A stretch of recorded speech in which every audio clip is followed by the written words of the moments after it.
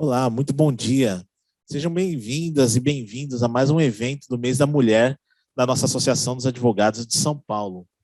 Nós da associação, além dos produtos e serviços que trazemos e procuramos fazer em prol das associadas e dos associados, também buscamos trazer aqui temas de relevância jurídica e social ao conhecimento de vocês.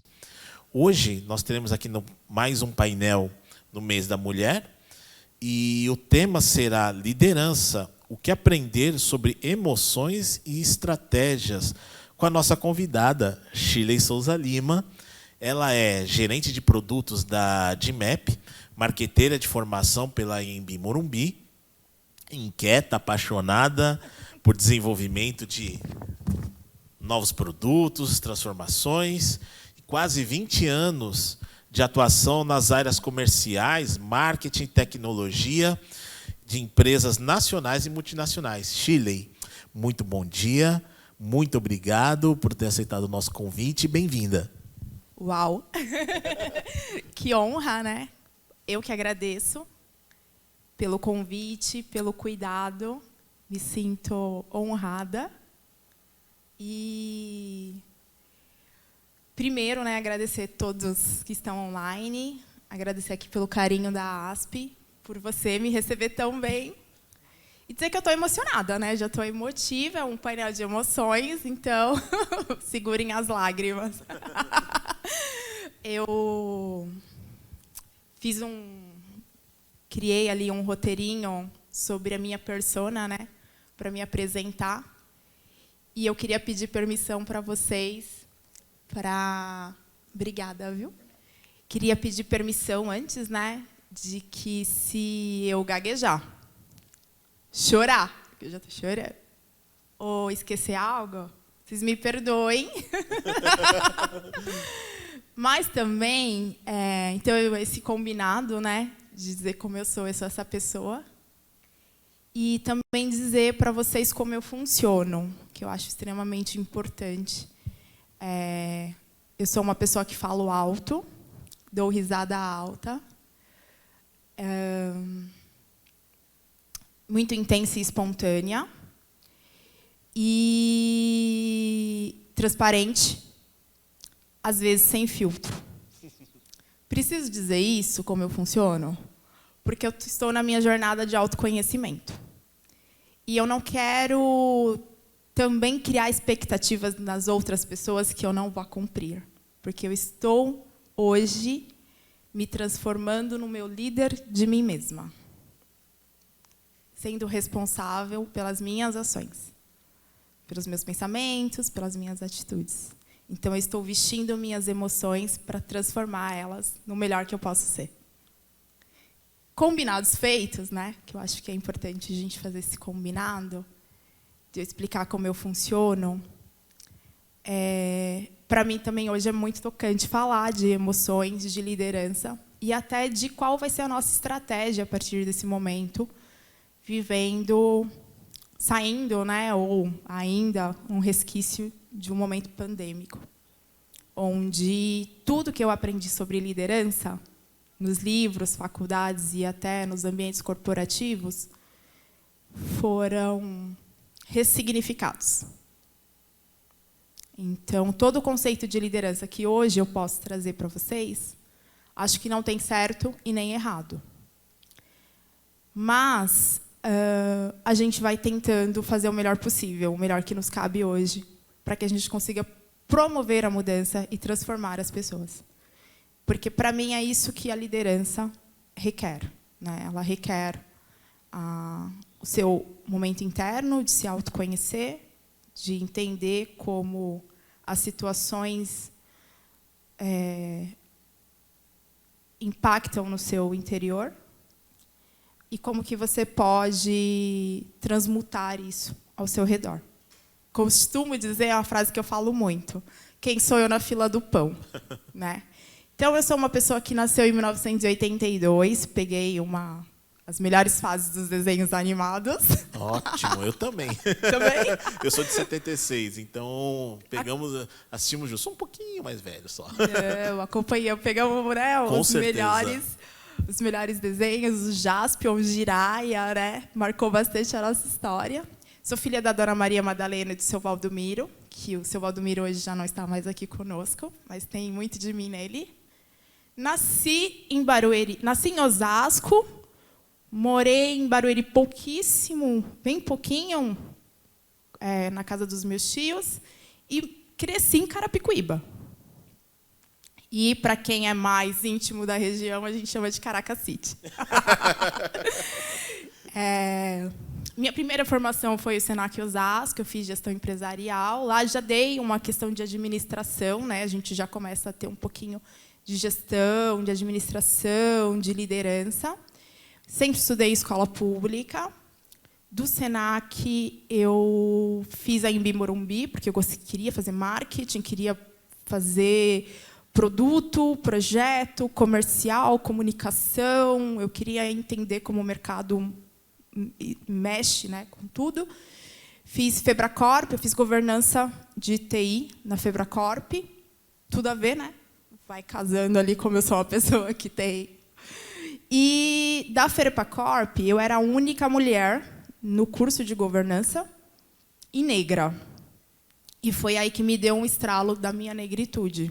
Porque até então, esse trajeto, eu não prestava tanta atenção nisso. Aliás, eu prestava, mas eu não podia, de certa forma, desviar o meu foco, que era da minha formação. E aí, na Febracorp, me chamou muito a atenção a questão de uma única mulher na sala. Eu tenho até uma foto da formação do curso. E por ser a única mulher também negra.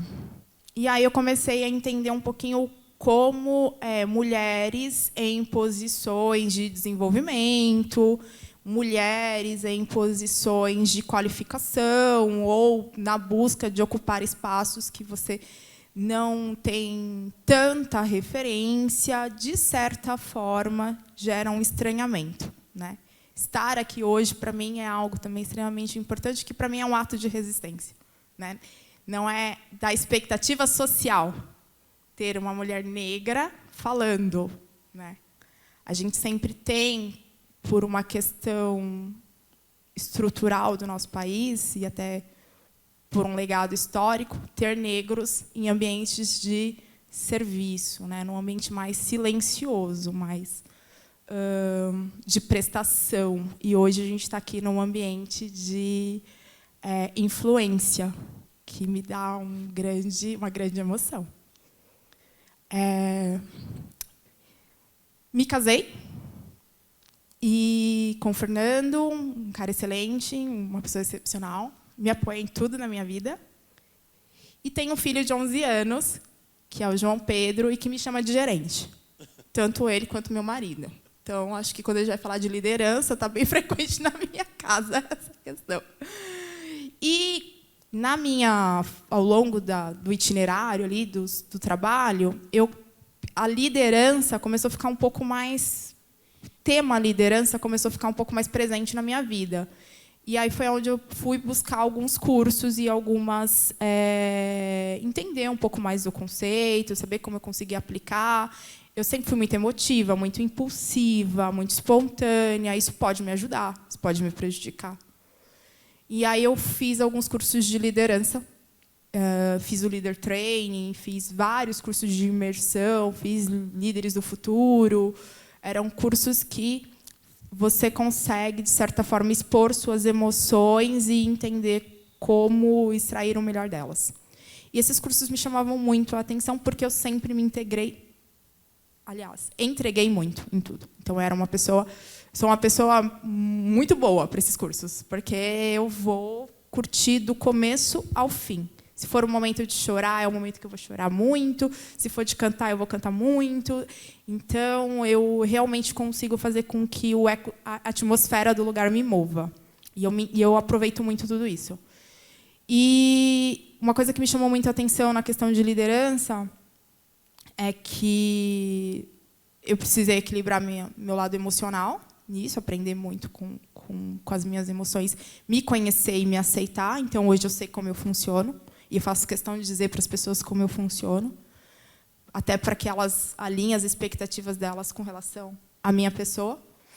E eu sou uma pessoa que gosta de moda, gosto de sustentabilidade, então eu sou uma pessoa que gosta de conversar, de socializar. Então eu sempre fiz, ao longo da minha vida, vários bazares e brechós, porque eu gosto de ver pessoas ali e de trocar energia, trocar. Isso também eu via que era forte numa questão de liderança, né? De criar esses eventos. Tive uma oportunidade super bacana de criar, dentro mesmo da DMAP, de reunir algumas mulheres para um grupo de liderança feminina, porque o ambiente era um ambiente tenso, o ambiente corporativo é um ambiente que, às vezes, faz com que vocês tomem decisões diferentes, condicionadas ao ambiente, não uma questão mais racional. E aí, às vezes, a gente tinha alguns embates. E a gente falava, nossa, mas a gente pode tratar isso de uma maneira diferente. E eu queria ver mulheres em ascensão, crescendo. É o famoso uma sobe e puxa a outra. Então, a gente criou um grupo de liderança feminina para conversar, para falar do ambiente, para falar de cursos, de qualificação, de sonhos, de anseios. Foi muito bacana. Esse grupo acabou ficando um pouco em stand-by, até porque, quando entrou a pandemia, para as mulheres, a gente teve uma série de preocupações, que foi o emprego, manter, né, a mente sã para o trabalho, os filhos estudando em casa e a gente estudando com eles, todo o home office junto com a organização da casa, com famílias que poderiam ter algum ente querido hospitalizado, tudo que se acontecia ao redor do mundo, e a gente acabava sendo muito afetado emocionalmente. Então a gente decidiu, por um momento, o grupo era uma outra preocupação, e aí, a gente, sendo muito transparente, a gente decidiu deixar, o grupo tem que agregar. Então, se ele está gerando uma preocupação a mais, a gente ter que cumprir pautas, cumprir metas, tarefas ali, e a gente não estava conseguindo administrar o nosso, a gente tem que ser líder também, no momento de saber a hora de recuar. Então, a gente deixou um grupo, mas a gente deixou um legado muito importante, que é a da rede de apoio. O quanto é importante mulheres terem essa rede de apoio para se fortalecer, né? E aí, recentemente, eu terminei meu curso de formação de gestão de produtos na FGV, que é algo que eu gosto muito, que são produtos que devem facilitar a vida das pessoas, né? Transformar a vida das pessoas ou trazer para elas uma praticidade no dia a dia. Então, esse é um pouquinho de quem sou eu na fila do pão. Nada excepcional, né? Não sou uma pessoa que tem uma história tipo Highlander, né? Tem mulheres que têm uma história de superação gigante. Eu não romantizo muito isso, porque por trás de toda guerreira tem uma mulher que sofre muito. E acho que a gente não merece sofrer, né? Mas eu consegui, aos poucos, e tendo meu espaço. Cara, que legal essa sua história. Olha, eu gostei muito, viu, Shirley? Eu já estava falando de emoções aqui, você foi contando um pouco da sua história, né? E eu já fiquei imaginando a menininha crescendo em casa, né? Já alguma coisa também já estava dentro de você, né? Que floresceu, né? Nesse seu caminho, né? Nessa sua história, nessa trilha, né, que você percorreu, né? E você usou duas palavras, né, você usou, que me chamaram a atenção, que foi entrega e equilíbrio. E aí eu te pergunto, como você pode concatenar as duas coisas, entrega e equilíbrio, para que você possa florescer e se tornar um líder? Não é tão fácil. Mas eu observo os momentos.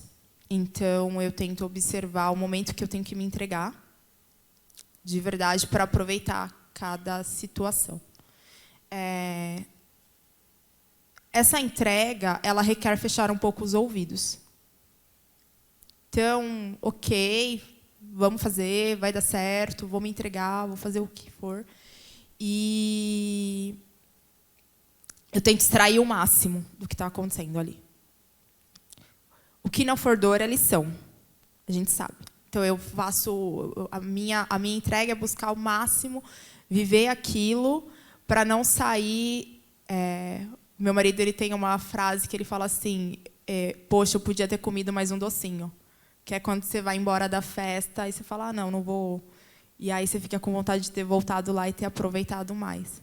Então, eu sou essa pessoa que eu busco aproveitar realmente.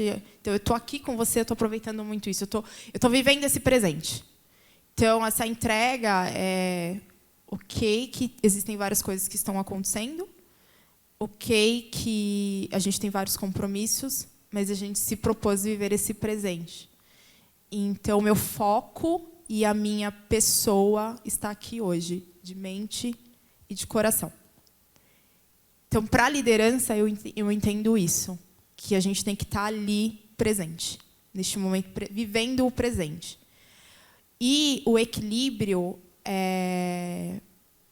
vem quando você entende que nem todas as suas emoções precisam ser colocadas para fora naquele momento e que você não precisa agir com impulso o tempo todo. Então, por mais que eu esteja me entregando nesse momento, o respirar te possibilita não explodir, não tomar uma atitude enérgica. Então, são algumas artimanhas que, mesmo vivendo o presente, você busca inserir ali no seu dia. Então, é estar ali, mas na hora que você vê que vai te dar um impulso, calma aí, deixa eu respirar para entender se é isso mesmo, se eu preciso guardar isso para mim agora. É um constante pratinho, levanta e desce um. Não tem muito segredo, né? Mas, para mim, faz sentido. Falar assim, exatamente. Para mim, faz sentido, eu consigo fazer isso. Nem sempre eu vou não me entregar e, de repente, tomar uma atitude que pode não ter sido a melhor naquele momento, porque eu fui levada pela emoção. Mas, ao recuar, eu reflito sobre isso, e aí eu tenho que ser madura o suficiente para chegar a entender que aquela não foi a melhor decisão, que aquela não foi a melhor atitude. Então, acho que a liderança também, de certa forma, faz com que você seja maduro o suficiente para se desculpar, para mudar de ideia, para voltar atrás. Então, somos humanos e, acima de qualquer coisa, a gente tem que saber pedir desculpas. Ou a gente tem que saber também se desculpar com a gente mesmo. Ser empático com os outros, ouvir de forma genuína a dor do outro, mas também ser empático com a gente. Muitas vezes o líder ele não se permite errar.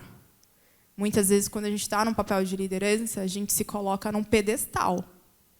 Como se tudo que eu vou falar aqui não tivesse uma segunda alternativa. E eu, como líder, acho que as pessoas têm que me seguir. Não, como uma pessoa que...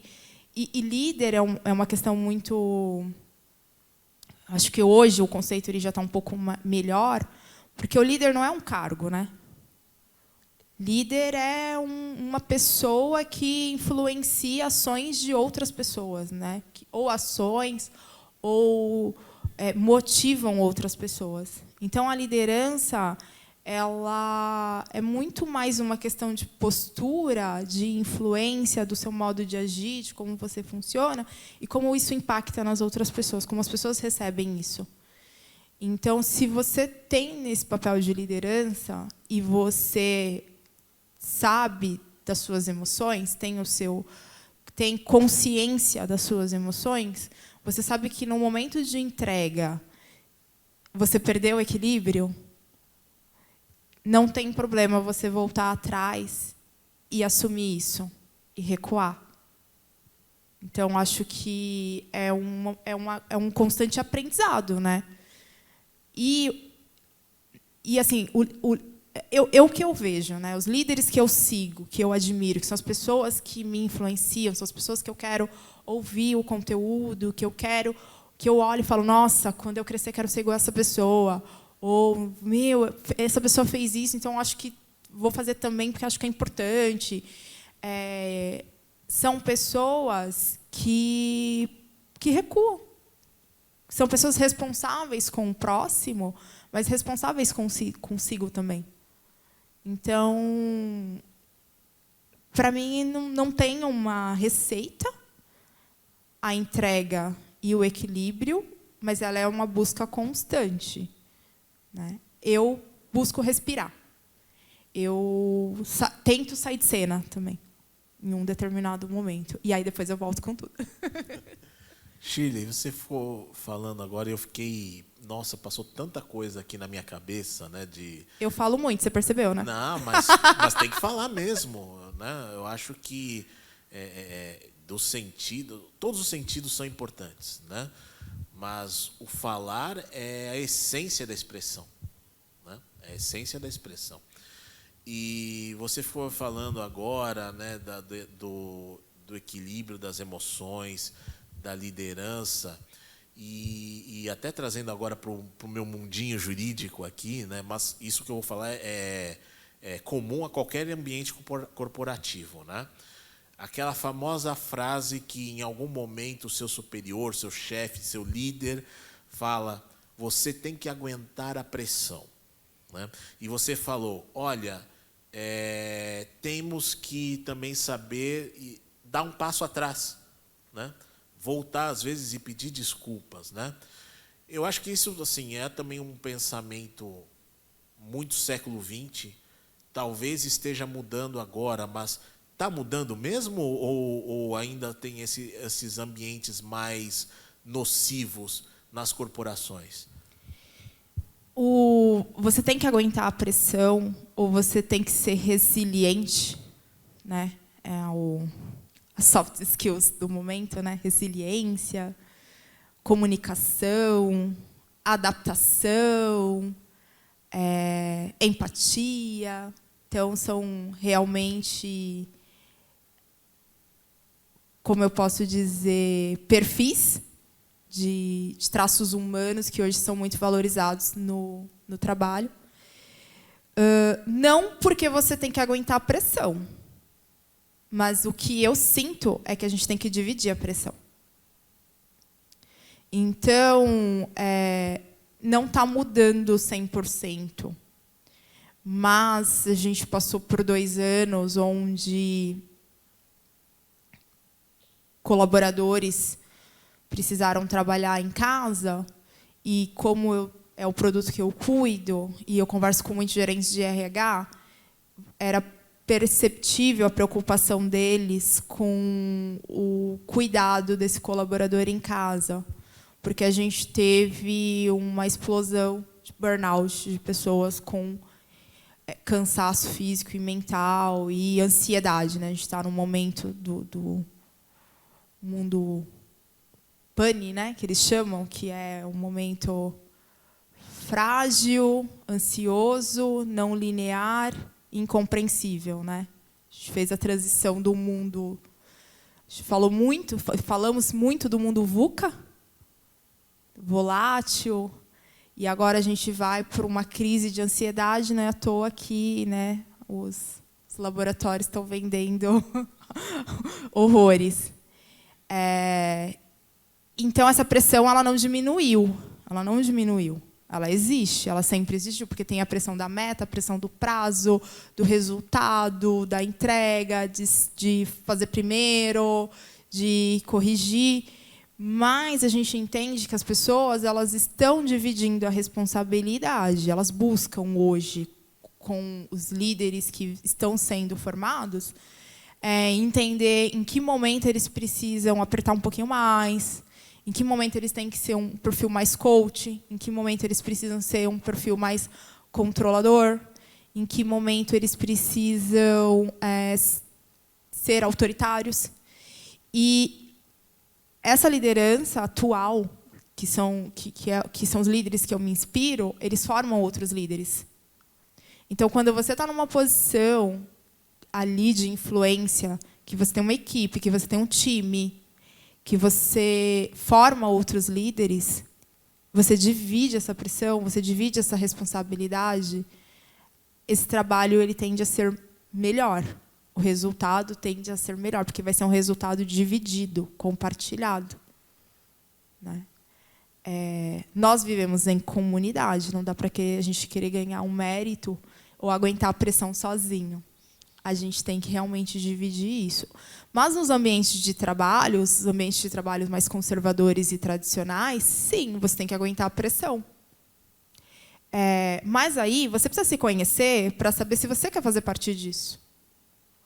Dependendo do tipo de organização que hoje me aciona e que me faça algum convite, eu entendo um pouco qual é o propósito dessa empresa para saber se eu tenho um fit cultural com essa empresa. Porque se é uma empresa que bate, que é uma empresa que pressiona, é uma empresa que, de certa forma, pode até te colocar em situações hostis, me conhecendo, eu preciso dizer não. Porque eu não preciso aguentar a pressão. Eu quero melhorar essa pressão. Eu quero desfazer essa pressão. Eu quero entregar resultados. E eu sei das minhas metas e da minha responsabilidade. Eu sou o meu currículo.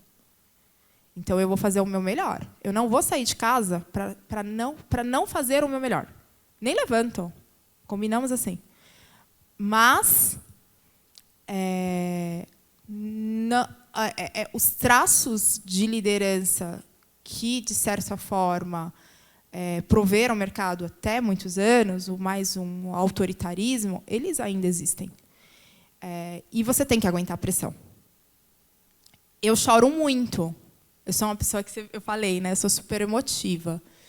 E eu ouvi ao ambiente de trabalho, em várias organizações por quais eu já passei, dizendo assim, nossa, é muito feio chorar. Porque quando você chora, é sinal de fraqueza.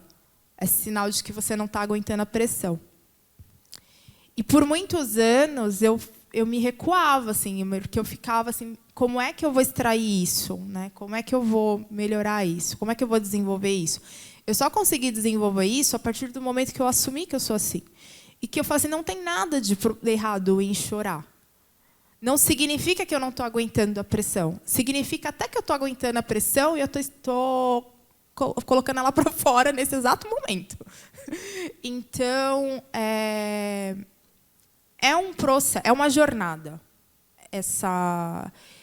E quando eu falo assim, olha, você tem que ser resiliente, empático, e porque também tudo que vai, as atividades que a gente conhece estão cada vez mais sendo transformadas e cada vez mais a tecnologia vem aí para aprimorar esse conhecimento, aprimorar o nosso dia a dia de trabalho. Realmente, o ser humano ele vai ter que ter um autoconhecimento, uma autoconsciência, uma resiliência melhor para se adaptar por esse novo ambiente. E para aguentar uma pressão diferente até, que pode ser a pressão de não fazer parte, de não se adaptar, de ter que recomeçar. Então, está mudando, é cultural, e muitas pessoas entendendo, principalmente por esse período que a gente vem passando, de se reinventar, vem repensando o seu modo de liderança. E, principalmente, criando novos líderes. Acho que líder só é um líder quando ele cria novos líderes. Aí essa pressão fica, de certa forma, melhor. Que legal. Olha, eu imagino que você também foi falando, e eu imagino que ao longo dos anos da sua vida, né, por ser mulher, por ser negra, né, quantos foram os desafios? Eu não sou mulher, sou homem, né, mas negro. Eu também tive os meus desafios, né, e quando você fala aguentar a pressão, eu lembro para mim o clássico que foi há 7 anos, que eu estive, nós ganhamos um caso no Supremo Tribunal Federal, eu até subi à tribuna para fazer um comentário, mas quando acabou o julgamento começou 10 horas da manhã e acabou era mais de 4 horas da tarde. Né? E nessa hora, eu, assim, quando foi acabando o julgamento, eu pensei na trilha. Eu fiquei pensando assim, olha, o quanto que eu caminhei, né, o quanto que eu batalhei para chegar até esse momento, né? E na hora eu pensei assim, eu queria que meu pai e minha mãe estivessem aqui, porque eles já eram falecidos. Aí eu segurei isso que você falou, né? Não, peraí, vamos esperar acabar o julgamento. Mas a hora que eu coloquei os pés para fora do pleno do Supremo, aí não aguentei, né? Porque realmente é aquela carga emocional, e eu não tenho vergonha alguma de falar isso, né?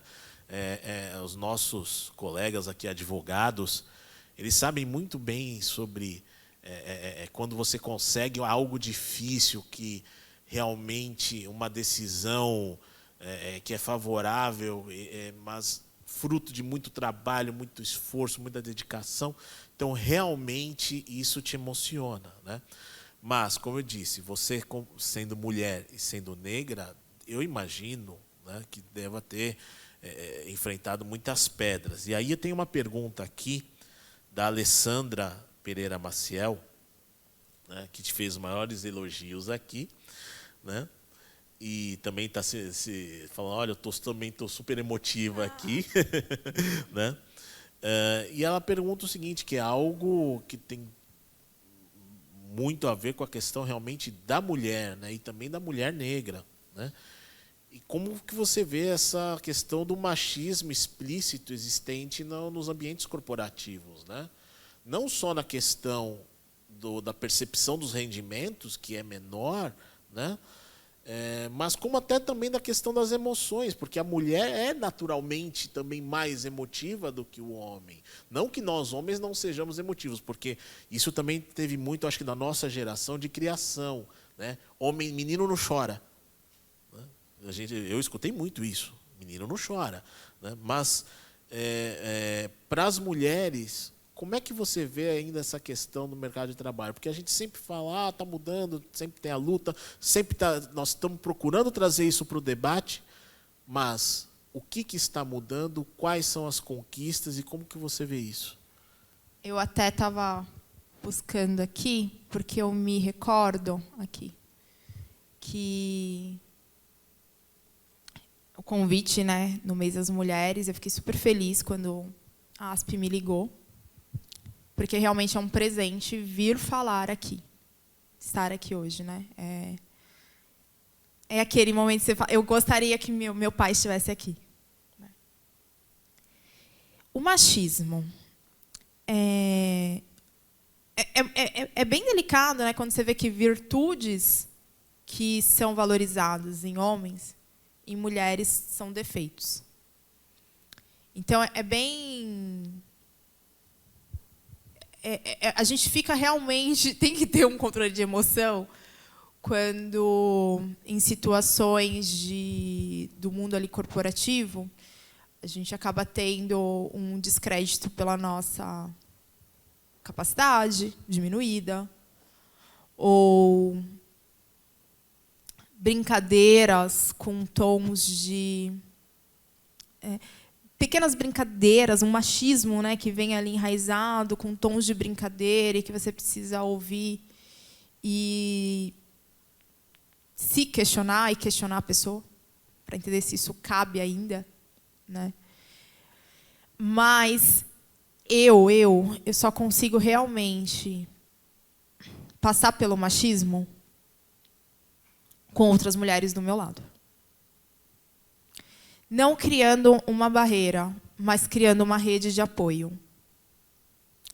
Porque todas nós passamos por situações de constrangimento e desconforto. Eu tive, ao longo do meu trabalho, de carreiras, algumas piadinhas e até alguns momentos em que eu fui distanciada por ser mulher, por ser negra. E é uma solidão quando você se olha, você está ali, você não tem com quem falar. Porque não adianta você querer ir lá e brigar, né? Tipo, 1 contra 300. Que é um sistema. O sistema é criado onde o homem, de certa forma, tem uma voz um pouco mais autoritária, então ele espera que a mulher seja mais frágil, que a mulher seja mais delicada, que ela escute, que ela não se imponha, que ela aceite. Então, o sistema patriarcal ele foi construído dessa maneira, onde os homens saem para trabalhar e as mulheres ficam em casa aguardando a salvação chegar. Quando, na verdade, isso não acontece, porque a gente é responsável por criar, cuidar e educar, né, toda uma geração de crianças, e hoje as mulheres estão no mercado de trabalho estudando cada vez mais, porque sempre, historicamente, os números sempre mostraram que as mulheres sempre estudaram mais, sempre tiveram dificuldades para entrar no mercado de trabalho, porque na entrevista de trabalho a pergunta se você tem filho vem. Eu não sei se te perguntam isso. Não, nunca fui perguntado. Então, para a gente pergunta se a gente tem filho, como a gente faz com o nosso filho, com quem que a gente deixa o nosso filho, e o que vai acontecer se ele ficar doente, com quem que a gente vai deixar. Outra coisa, às vezes já me perguntaram em entrevista se eu pensava em ter filhos. E eu não sei se dentro de uma entrevista de trabalho faz sentido saber, óbvio que faz sentido, mas eu não sei o quanto que isso é um requisito para eu preencher ou não uma vaga. E hoje ainda se perguntam. E hoje, sim, as mulheres engravidam. Óbvio. Mas isso não deveria ser algo que diminuísse ela ou incapacitasse ela para uma posição. Então, quando a gente tem que pensar em fazer parte do mundo corporativo, a gente tem que pensar em equilibrar a nossa vida pessoal sem que ela tenha impacto na profissional, porque a gente vai ser julgada no trabalho. Normal, acontece. Acontece hoje. O machismo é esse. Eu realmente quero entender por que a mulher tem o dom de lavar a louça e o homem não. Por que você me disse que você ouviu que o homem não pode chorar?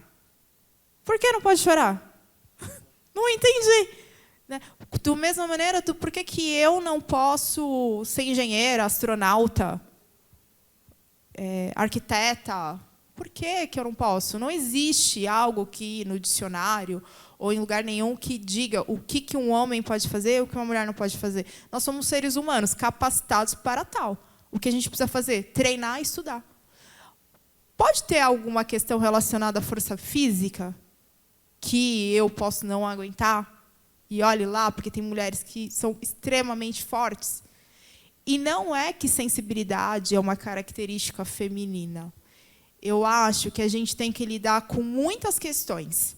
E, para lidar com tantas questões, a gente não tem como ser inerente ao que está acontecendo à nossa volta. E aí a gente precisa ser sensível, a gente precisa ser humana. O homem tem, alguma maneira, até porque ele foi criado ou condicionado a ter uma estrutura, né, mais uma casca grossa. E quando a mulher coloca essa casca grossa para se proteger, ela é autoritária, ela é grossa, ela é estúpida.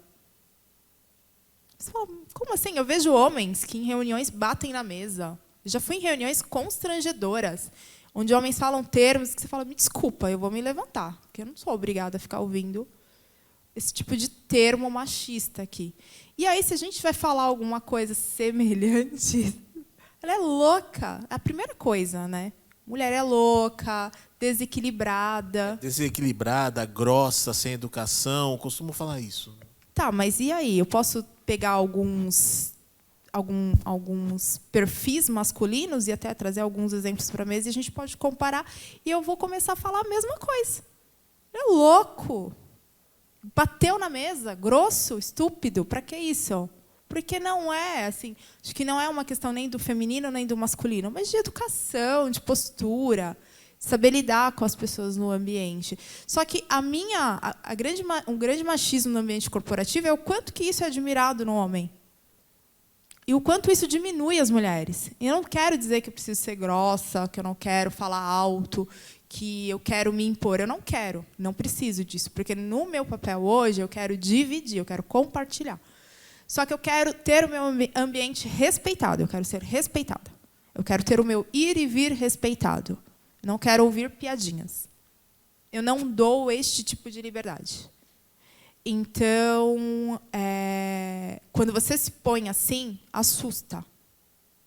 Os homens não gostam. Por isso que existe que ter uma rede de mulheres que te apoiem é fundamental para você ir rompendo esse machismo. E a gente traz resultado, a gente traz número, a gente faz o trabalho, a gente realiza, a gente entrega. Então, acho que não existe nada relacionado a nenhum tipo de machismo ou preconceito que a competência não venha e não quebre. Porque se tem uma coisa que mulher é competente. Na hora que a gente falou que a gente vai fazer, a gente vai fazer. Só que aí a gente tem que lidar com os números, né? E aí o IBGE não nos deixa mentir, eu trouxe ali alguns números. Então, na pandemia, as mulheres elas foram mais afetadas com a questão do desemprego. Mulheres são em 38% em cargos de liderança no Brasil, uma queda em relação ao ano passado, e menos de 50% das mulheres com idades para estar no mercado de trabalho estão trabalhando. Então, esses os números do machismo que a gente tem que criar redes e criar iniciativas e criar programas e se juntar para diminuir, porque esse é o impacto social que a gente está tendo. Essas mães têm filhos, esses filhos precisam estar nas escolas. E a gente não está conseguindo prover comida na mesa, porque muitas das populações aqui, das mulheres aqui que podem estar trabalhando, não estão. E aí eu não sei o que nós, como instituições, né, as empresas privadas, as públicas, quais são os programas, as iniciativas e as políticas públicas que a gente vai fazer para mudar esse cenário. Então, é aí que eu acho que a gente tem que... eu nem vou ligar pelo machismo, mas eu quero mudar esses números. Shirley, você falou agora de mudança de números. Hoje é sexta, né? Foi essa semana, acho que foi na terça-feira, saiu um artigo no Jota que eu escrevi sobre tributação e combate ao racismo, né? E que eu usei o seguinte dado, que a base da pirâmide econômica social brasileira, né, ela é formada, em sua maioria, né, mais de 70%, por negras e negros. Né? E a tributação nossa está voltada inteiramente para o consumo. Né? Então, você fala, olha, quando eu vou comprar um pãozinho na padaria, né, o valor que tem embutido ali dos impostos é o mesmo, não interessa se a dona Maria José comprando o pãozinho ou a dona... enfim, aquela que ganha um valor astronômico. Mas, quando a gente vai fazer a proporção, né, o valor do impacto do imposto embutido desse pãozinho é muito maior para quem justamente está na base da pirâmide, né, do que para quem está lá em cima. Né? E isso traz uma grande distorção, porque quem acaba contribuindo, né, mais proporcionalmente para os tributos são as negras e os negros, né? Principalmente a mulher negra, que tem que assumir um papel, né, como você falou, de prover o alimento na mesa. Né? E isso realmente é muito difícil. E aí, quando você vem trazer isso para liderança e emoções, né, de novo, eu quero trazer aquilo que se escuta nos ambientes corporativos, e eu acho que ainda se escuta, quando você tem uma mulher líder, né, que está procurando trazer, como você falou, né, trazer outras mulheres, formar outros líderes, e às vezes até alguns homens também podem ser formados líderes por você. Né? Mas se você tem um momento vamos dizer assim, que você precisa ser mais autoritária, né, ou mais incisiva, eu acho que essa seria a melhor palavra, mais incisiva, vem a comentário, e muitas vezes das próprias mulheres, que histérica, né, que desequilibrada, né, Como a gente pode combater isso? Conhecimento, né? Conhecimento, consciência. Muitas mulheres, quando elas falam isso, não querendo passar um pano, mas foi aquilo que eu falei, né? Quando a gente criou um grupo de liderança, a gente criou um grupo de liderança para quebrar isso. Porque esse comentário ou esse tipo de pensamento é originalizado pelo ambiente que você está inserido. Então, muitas vezes, uma mulher pode falar da outra como ela está, de certa forma, tentando, ou com estranheza, ou diminuir, mas, às vezes, porque ela não se questionou do que levou aquela mulher a estar ali, qual é a trajetória daquela mulher, ou ela ainda não se percebeu nesse papel. Então, quando a gente fala da importância de comunicar, de falar, de criar essa consciência, é para quebrar esse viés inconsciente. Porque a gente escuta isso nos corredores e a gente não questiona. Eu considero que o ser humano ele é meio esponja. Então, ele vai, ao longo da sua vida, eu costumo dizer que a gente nasce em branco, uma folha de sulfite, e aí a gente tem ali, de certa forma, a nossa essência, mas a gente vai começando a pegar um pouquinho de tudo que a gente vai vivendo. E se a gente escuta cada vez mais falando sobre lugar de mulher, ou se a gente escuta cada vez mais, ou a gente vê ou não vê negros e negras em posição de destaque, se ao circular no ambiente que a gente está inserido, a gente não encontra essas figuras, eu entendo que a gente vai associando isso como normal e não questionando isso, para romper esse pensamento. Então, quando que isso muda? Quando a gente espera, isso causa estranheza, se questiona. Hoje, o que a gente tenta fazer, pode ser com um homem ou com uma mulher, vou falar uma frase que a minha mãe me falava. Se não for para falar nada de bom, não fale. Recua. Porque a gente já tem tanta crítica, e não é crítica, crítica construtiva, desconstrutiva, eu só vejo um muro de lamentações e reclamações. Porque quando você vai chamar alguém para conversar e falar algo que agrega para essa pessoa de verdade, você conversa com essa pessoa, você chama essa pessoa. Quando você está pulverizando comentários, é aquilo que eu te falei, acho que teve um momento que a gente falou de que é necessário fechar o ouvido. Fecha o ouvido e vai. Então, a gente tem que fechar o ouvido para essas coisinhas também, que vem para tirar o nosso foco, vem para desviar a nossa atenção do nosso objetivo principal. Como mulher, como líder, como pessoa que está buscando traçar o seu caminho, seguir a sua jornada, vai ouvir de tudo. Vai ouvir que vai dar certo, que não vai dar certo, que é maluco, que é arrogante, que é desequilibrado, vai ter tudo. Mas não vai dar para parar para ficar ouvindo. E as pessoas que falam isso, elas só vão parar de falar, ou elas só vão parar de... Elas vão se colocar no lugar dessa outra pessoa no momento que ela tomar consciência. No momento que ela receber uma informação diferente. No momento que ela analisar os números.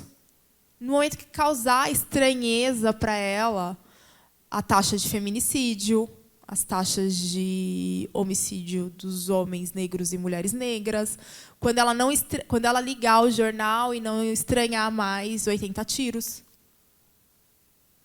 Tem coisas que a gente começa a se questionar depois de muito tempo de vida. Então, não é algo que eu vou mudar de agora falando. E também a gente tem uma questão que é ficar pregando para convertido.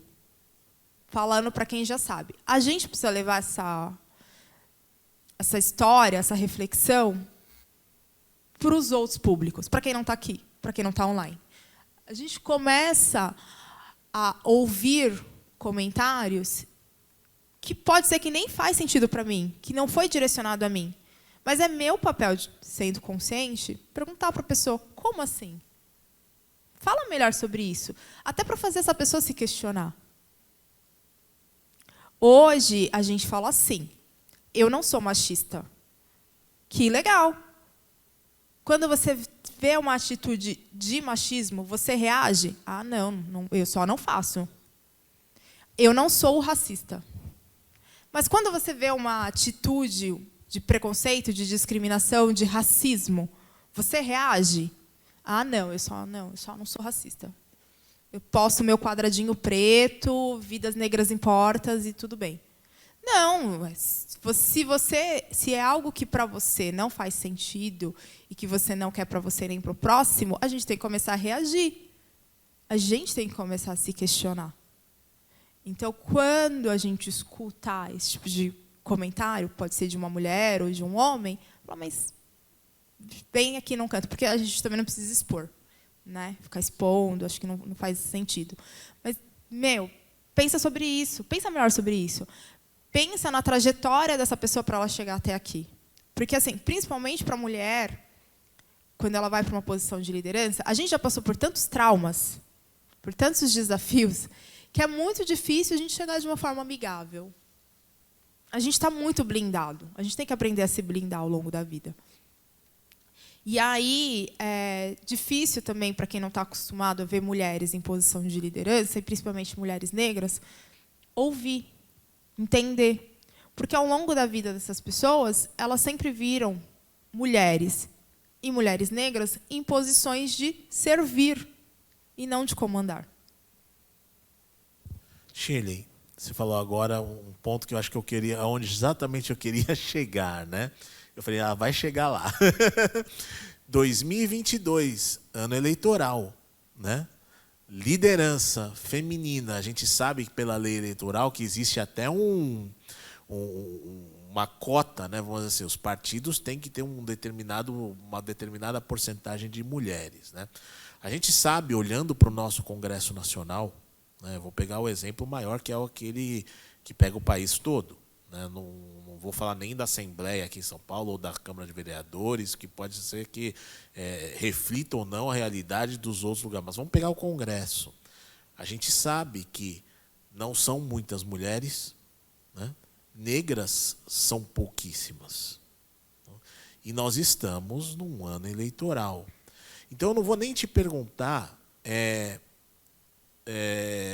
como implementar ou melhorar as candidaturas. Não é essa a pergunta. A pergunta é: as mulheres estão sendo formadas também para serem líderes políticas?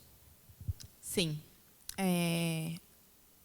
Eu vejo muitas mulheres e acompanho muitas mulheres com projetos sociais incríveis. Projetos sociais que visam a inclusão, a qualidade de vida, a saúde. Tem região que não tem saneamento básico, né? A gente está em 2022, falando de inteligência artificial, internet das coisas, toda a revolução do online, mas tem regiões no Brasil com uma discrepância social gigante. E tem mulheres olhando para isso. A grande questão é qual é o espaço que a gente está dando para elas. Porque, se preparando, elas estão. Mas como que eu estou trazendo elas e como eu estou valorizando o lugar de fala delas, para que elas apresentem esses projetos? Como nós estamos investindo nesses programas sociais? Então, eu acompanho. Ainda existe uma grande barreira para elas, que é a barreira da credibilidade. É a barreira dos partidos olharem para elas como figuras importantes de transformação e investir para que elas apenas coloquem elas na frente, porque o trabalho elas sabem fazer. Elas estão se qualificando, elas estão buscando. Então, existem muitas mulheres. Poderia falar vários nomes. Me deu um branco aqui. Mas, assim, eu sigo várias com projetos sociais incríveis de empreendedorismo, de olhar para pessoas com deficiência física, para olhar para um público que vota, que consome e que a sociedade não está interessada. Mas a grande questão é como é que os partidos estão olhando para essas mulheres, estão lendo essas mulheres, estão dando espaço para essas mulheres apresentarem esses programas.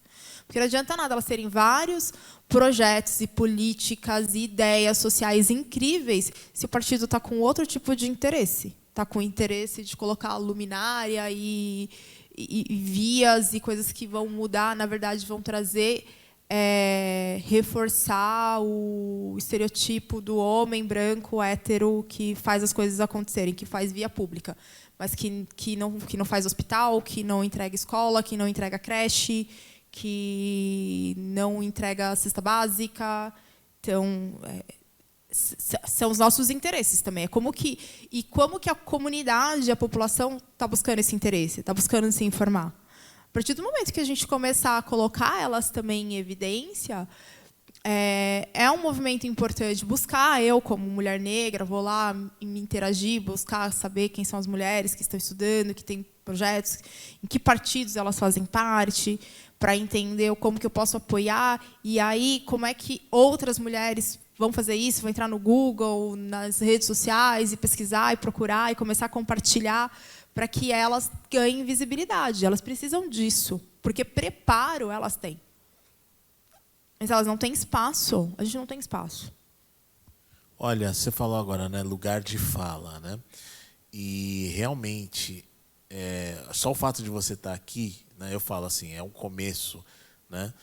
Nós temos que deixar vocês falarem, né? Abrir espaço, dar oportunidade, fale, emocione-se, né? Expresse-se, porque eu acredito que hoje muitas pessoas estão também com os ouvidos fechados, continuam com os ouvidos fechados. Não querem falar, não querem ver e não querem ouvir. Né? E isso, para a mulher e para a mulher negra, é realmente um desafio tremendo, né? Então, eu acho que essas iniciativas, as ações afirmativas, muito longe de ser um mimimi, como a gente lê muito nas redes sociais, infelizmente, né, é justamente procurar reforçar, olha, eu existo, eu sou humana, eu tenho sentimentos, eu posso ser líder, né? Eu quero melhorar a sociedade, não só para mim, para todos. Né? Essa visão mais social, né, dos mecanismos de como funcionam as coisas. Né? Como se falou, olha, questão de saneamento básico, a questão da alimentação, pessoas com a gente não fala deficiência, né? A gente fala com certas limitações, né? Então, tudo isso tem que ser realmente atento. Agora, como eu disse, né, 2022, nós estamos num ano eleitoral. Eu acho que também o importante é não deixar esmoecer. Não é só porque está num ano eleitoral, não é só porque estamos também num momento que está propício para as pessoas falarem, vira 2023, acabou. Né? Muito pelo contrário, né? A gente tem que continuar nessa caminhada, né? E indo abrindo espaços. Mas voltando também agora mais talvez para essa questão corporativa, porque, como você disse, todo mundo tem que trabalhar e todo mundo tem que comer. Né? Ninguém pode passar fome. Né? E essa pandemia veio para arrebentar com a questão do trabalho, né? E principalmente das mulheres. Então, é um assunto que sempre foi falado, mas eu quero voltar a ele. Né?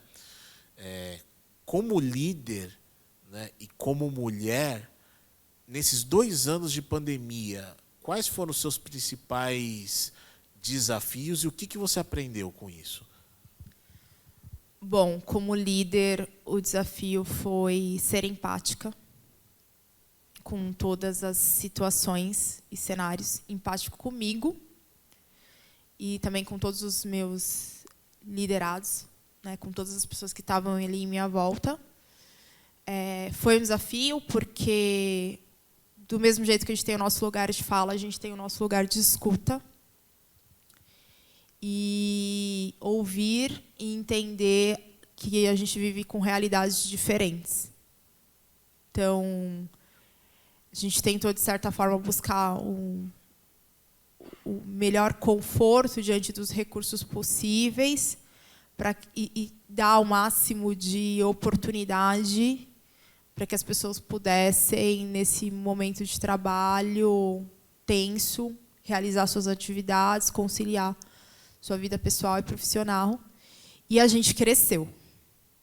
Por incrível que pareça, nesse cenário, a gente, talvez porque quando a gente fala de dividir, a gente multiplica mais. Então, foi um momento que, para mim, pelo menos, na empresa, meu time dobrou de pessoas. Fiquei super feliz. Eu não tive demissão, eu tive contratação. Eu estou em um momento de contratação. E contratações excelentes de pessoas que precisam só de oportunidade, porque elas querem fazer. Elas precisam fazer, elas querem fazer. E elas querem crescer. Então, mas eu vi muitas organizações demitindo muito. Até por uma questão de fluxo de caixa, a empresa realmente não tinha condições. E vi muitas mães e mulheres perdendo emprego. E vi movimentos, mulheres se organizando para apoiar. Vi comunidades se organizando para fazer a diferença para essas mães e mulheres, né? O próprio Magazine Luiza, como empresa, veio a público para fazer movimentos de inclusão para as mães e mulheres e para o pequeno empreendedor que foi afetado, né? Então você vê que a preocupação de uma empresa em olhar para todos os públicos ali, teve, né, toda a polêmica do trainee negros na Magazine Luiza, né, e tudo, porque ela é uma empresa que se posicionou. A gente tem que se posicionar, né? Então, a liderança é isso. É quando você, de certa forma, tem um propósito, tem um porquê. E aí você coloca esse porquê para fora, as pessoas compram este porquê, elas vão por este porquê, esse porquê se multiplica. Então, o desafio era esse. O desafio era conseguir conciliar as pessoas e fazer com que o meu porquê e o porquê delas caminhassem juntas. E o desafio atual, agora, é não entrar no piloto automático.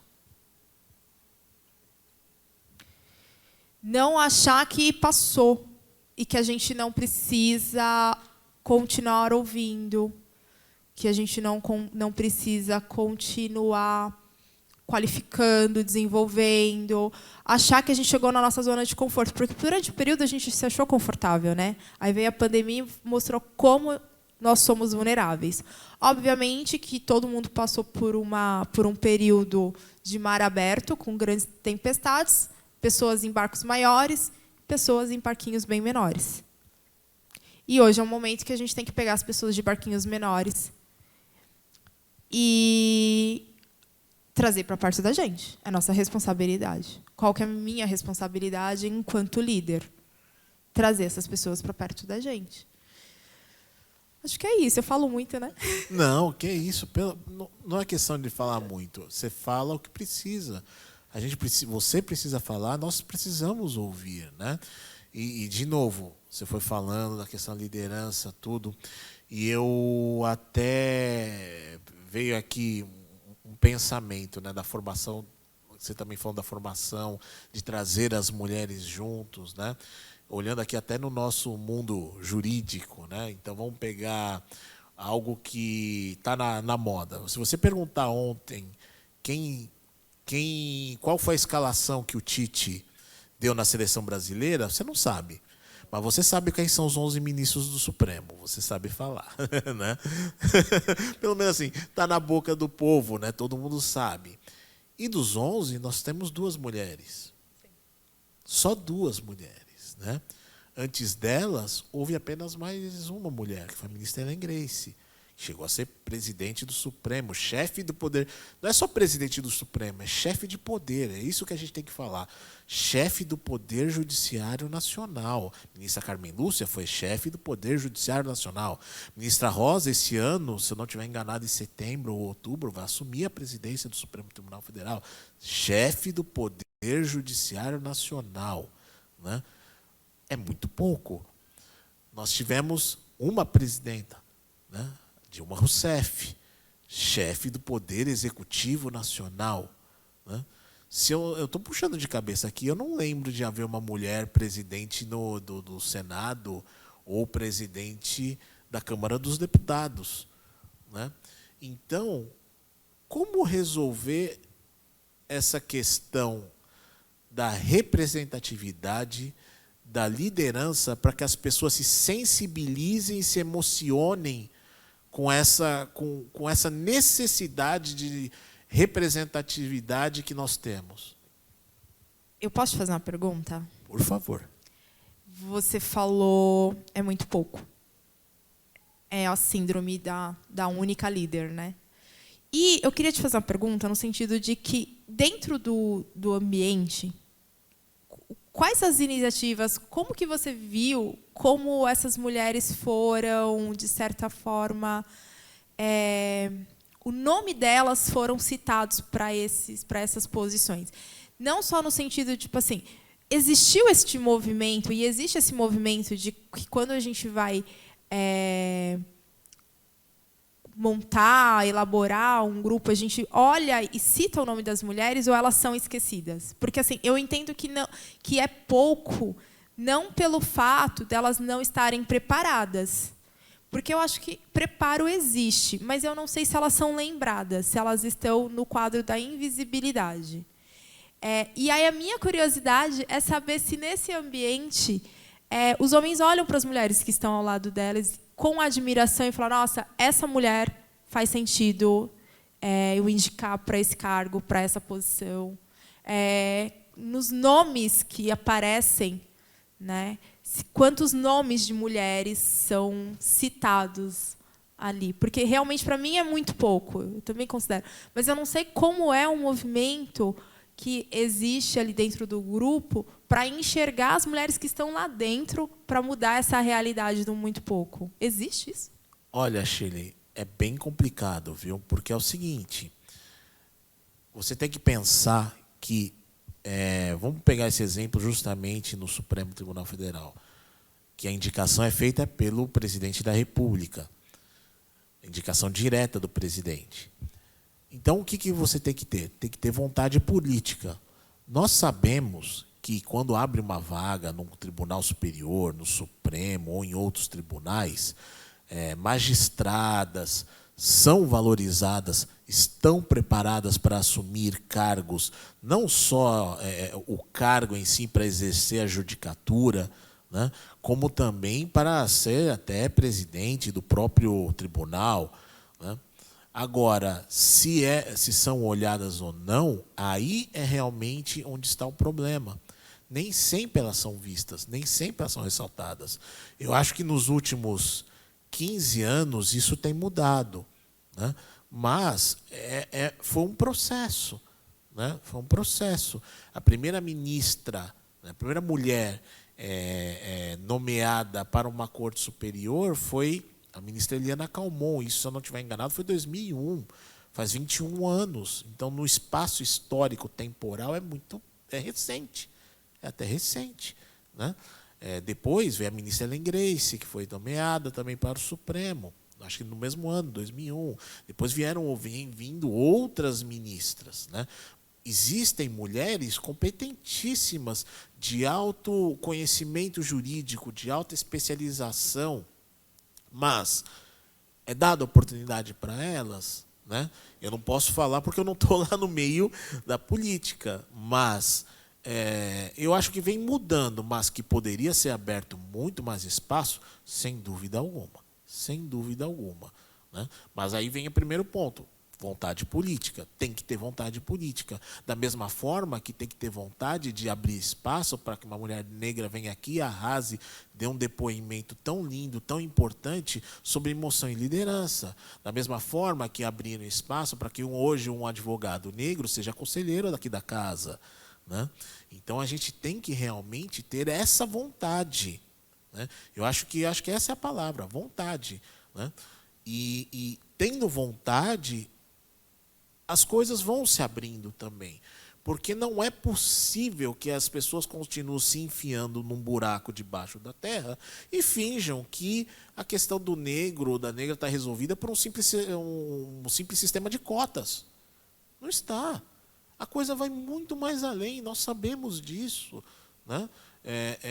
E nessa parte de emoção, né, às vezes o que é uma conquista banal e ordinária, né, para uma pessoa branca, e aqui eu não estou fazendo nenhuma questão de discriminar por cor, ou por sexo, ou por vontade política, mas uma conquista, às vezes, para nós, tem um sabor diferente, né, do que para uma outra pessoa, né?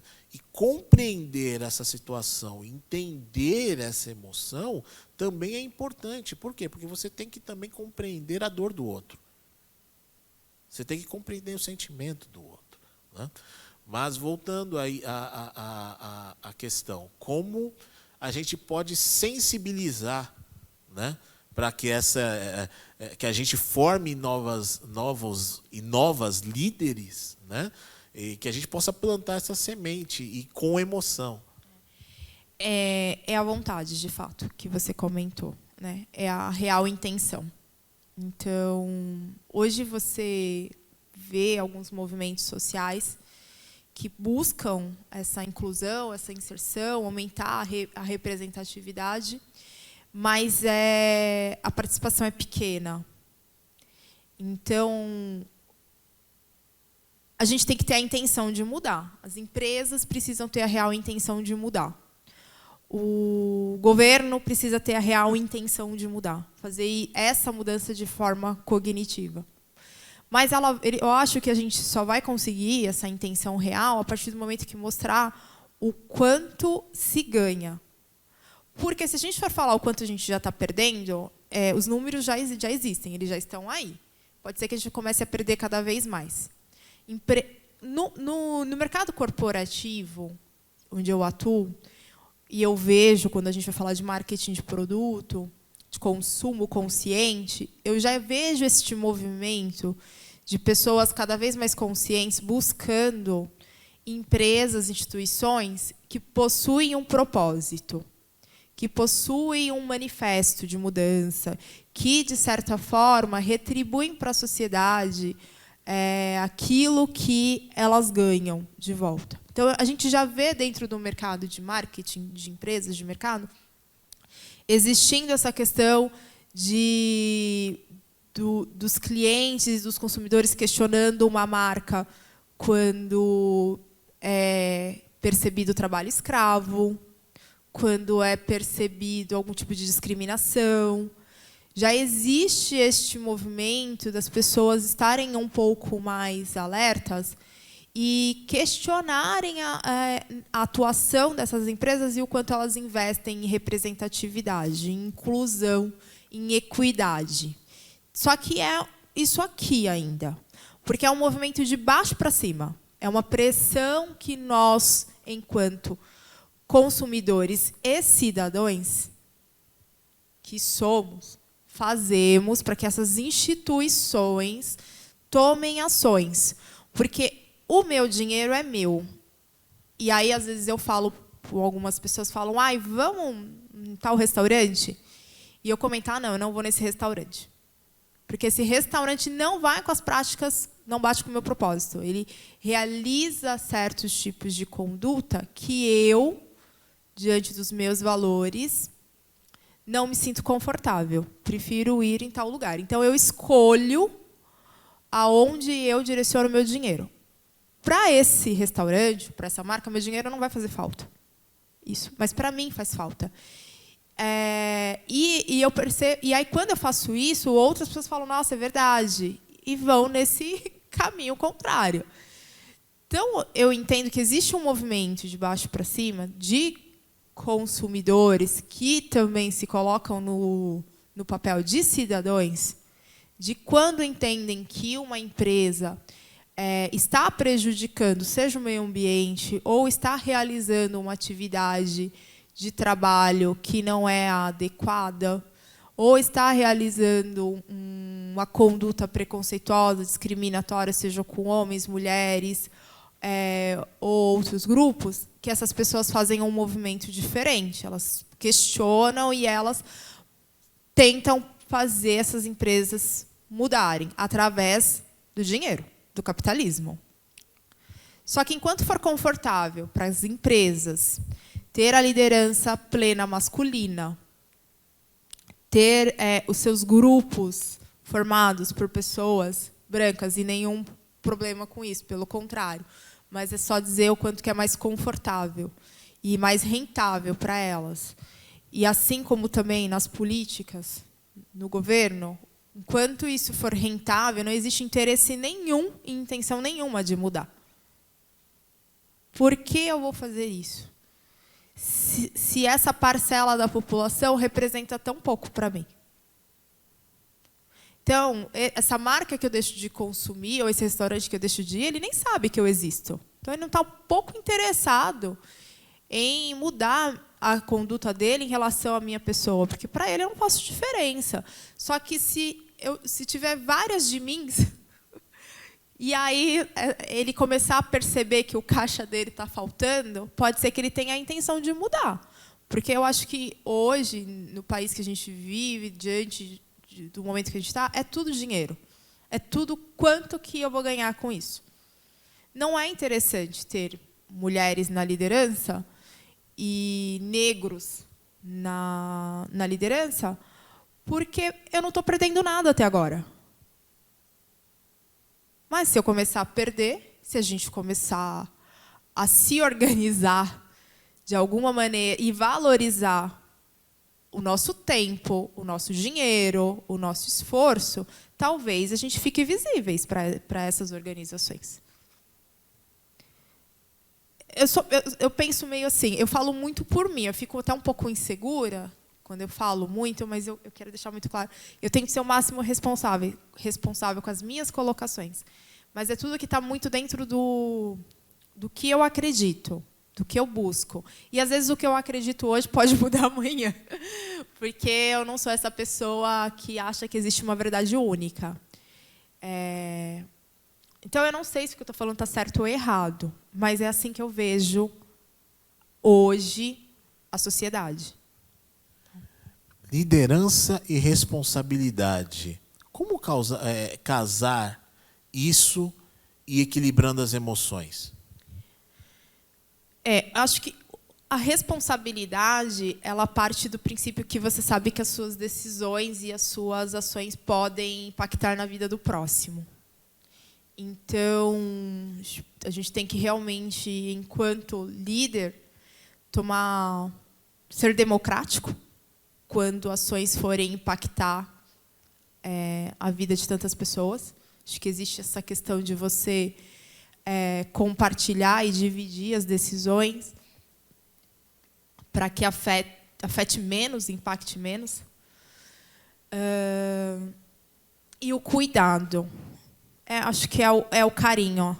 Né? É o carinho com o seu trabalho, com a sua entrega e com as pessoas que estão em sua volta.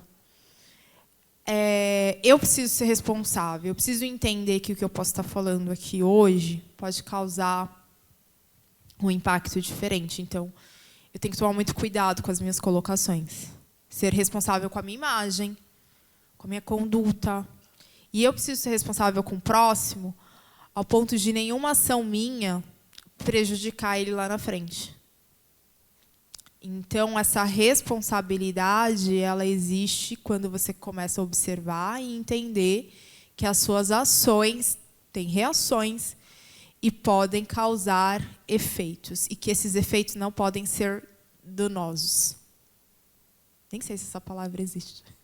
Não, existe sim. Não pode ser nocivas, né? Tem que a gente tem que tomar muito cuidado.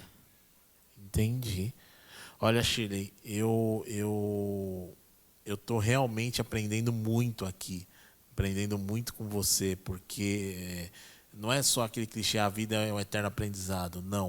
O que você trouxe aqui é visões que eu particularmente não tinha, ou se tinha, não tinha ideia da amplitude desses temas, né? Então, como eu disse, é muito importante ter não somente esse espaço para que você e ter outras mulheres e mulheres negras que possam vir e falar e se expressar e apontar, né, todas essas questões, né, como também eu acho que é nosso dever, né, de fazer os elogios públicos como devem ser feitos. Então, eu tenho aqui, eu quero até ler alguns para você, porque realmente eu acho importante isso de ter o elogio público, porque não adianta nada, vou acabar o evento aqui, eu te falo em particular, não, acho que tem que deixar isso registrado, né? Eu trouxe um artefato aqui. Olha, por exemplo, o Luiz Lorido, olha, a Shirley tem a noção perfeita do que é uma líder, parabéns. Né? Karina Guimarães, é um privilégio ter uma pessoa como você na liderança. Gratidão por tudo que me ensinou e por tudo que vivemos no nosso dia a dia. Rose Santos, parabéns por mais esse momento incrível de dar voz às mulheres. Estamos representadas com excelência. Né? Juliana Teixeira, a Shirley é uma líder inspiradora com quem tenho o privilégio de trocar e aprender todos os dias. Que um dia todos os líderes tenham essa mesma consciência e sensibilidade. Manuel Soares, tenho orgulho de ser inspirado por você. És forte da cabeça aos pés. Né? Igor Aureliano, trabalhar ao lado da Shirley é um enorme prazer e aprendizado. Ela transmite que o sucesso não é solitário, e sim conjunto. Como ela diz, um levanta o outro. Ela é fonte de inspiração. Né? Masayuki Misao, parabéns pela sua vulnerabilidade. Sou homem e ao longo da minha vida de 71 anos, descobri que em cada etapa da humanidade todos devemos nos unir, homens e mulheres, para trazer equilíbrio nas relações humanas. Quem mais aqui?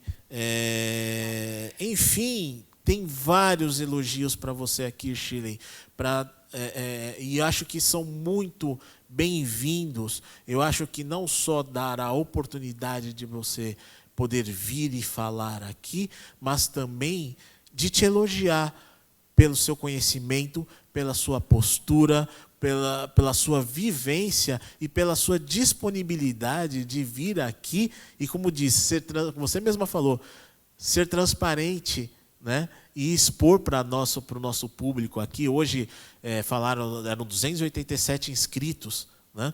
Expor para o nosso público toda essa questão de liderança e emoção, e que a gente está falando de vida.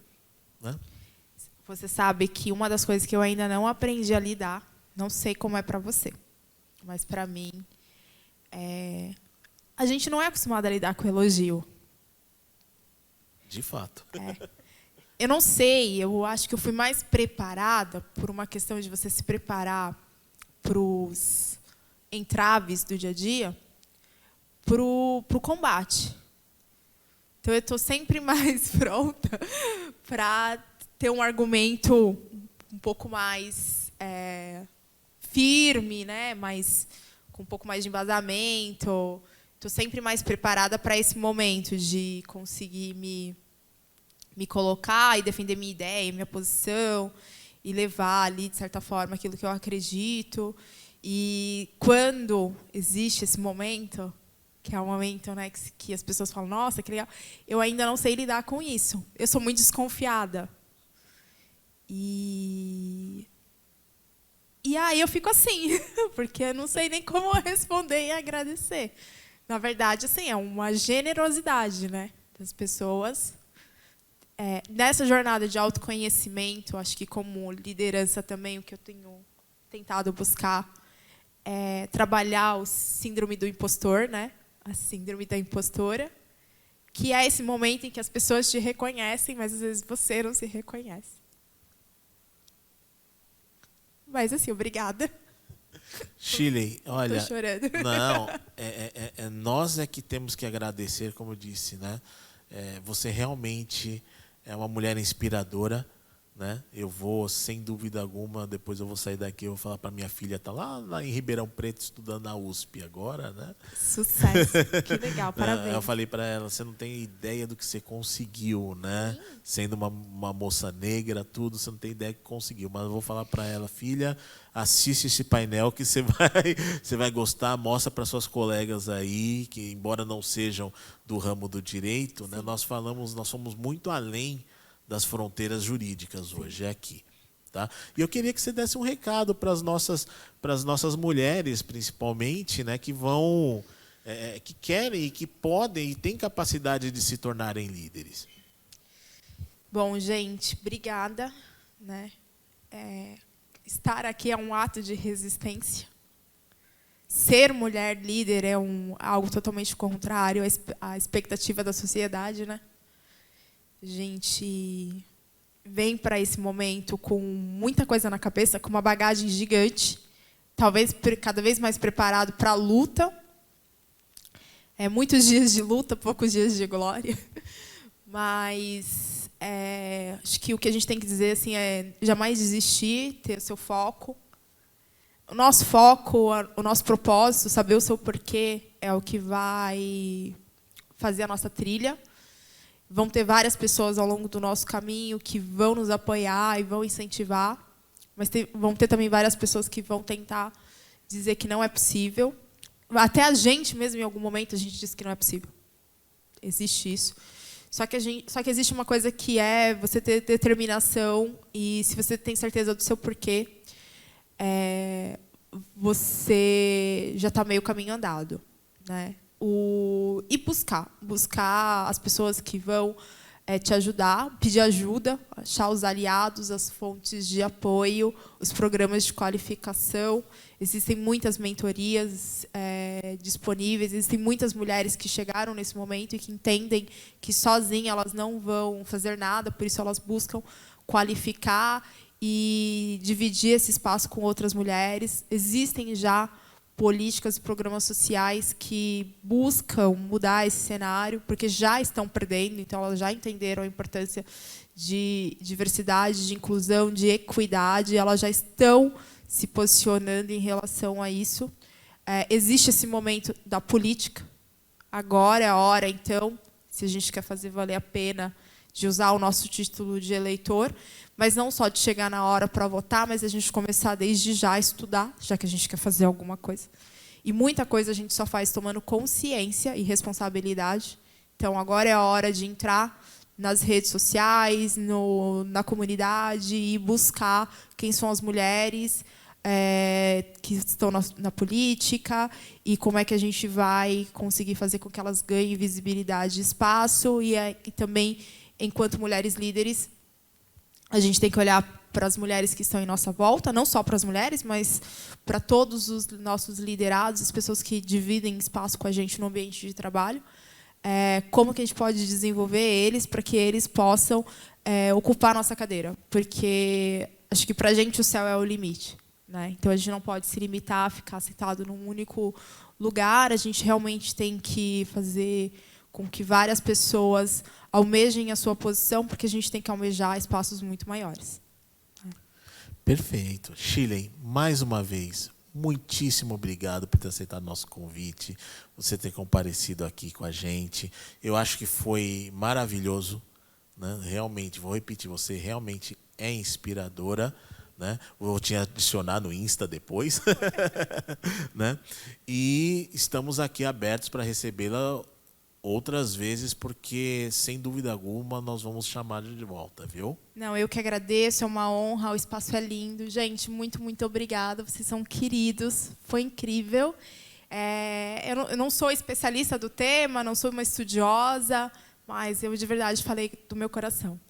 Obrigado. E olha, obrigado a todas e todos que estiveram com a gente até agora, né? Uma ótima sexta-feira, bom final de semana e permaneçam aqui conosco nos outros eventos da ASP, tá bom? Um grande abraço.